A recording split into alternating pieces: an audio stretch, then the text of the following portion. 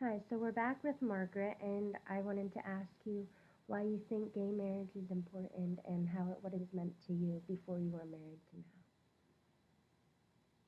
Yeah. Okay. Well, when the children were small, and I had adopted both children, but I had no relationship, no legal relationship to my partner. now. So it made taxes very complicated. I won't go into that. And it made other things a question as well. I mean, where would the children go, and if they weren't in a stable married relationship. So that is probably the best reason for gay marriage, that gay families can, when they have children. But for me personally, after we were married, what happened was I stopped thinking that being gay was a problem for me in the world. Now, that isn't completely over. I have a whole segment of my family that does not approve of me and does not approve Right. of the way I have lived my life. But it seemed in Massachusetts, and it took a couple of years for this to happen, that I realized that I was legal, Yeah, that it was their problem, not my problem. and it was nice to be accepted And of too. course, it was very nice to be accepted. I mean, one of the reasons that um, I don't know, one of the reasons that having children was such a good idea was we realized that it would be just absolutely ridiculous for children to grow up in a home with one kind of understanding about the relationship with their parents, and then calling me Aunt Margaret or something Yeah. somewhere else. It would be just too hard for the children. And when I made that decision, then I realized how hard it was for me to be in the closet. Mhm. I'd been in the closet ever since I knew I was gay, and that was like before I was 20 years old. Right. So I didn't understand how difficult it is to be in the closet. It seems like every conversation goes to Your something secret. that will reveal the secret of Mhm. being gay, and then okay, well, so what?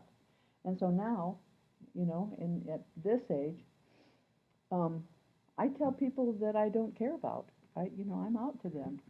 I tell people, well, And it's nice because I remember before you were married, you said, "This is my spouse or partner, Jill," and now you're like this. You now say, "This is my wife, Jill," and it's just nice to even in the day-to-day stuff to oh just yeah, be I able to mean, say it, and on like you don't have to worry if someone's like doubting your legitimacy or anything. Too like, right, but are they really? And you're like, no, this is my wife. You right. like take it up This with is the who, document.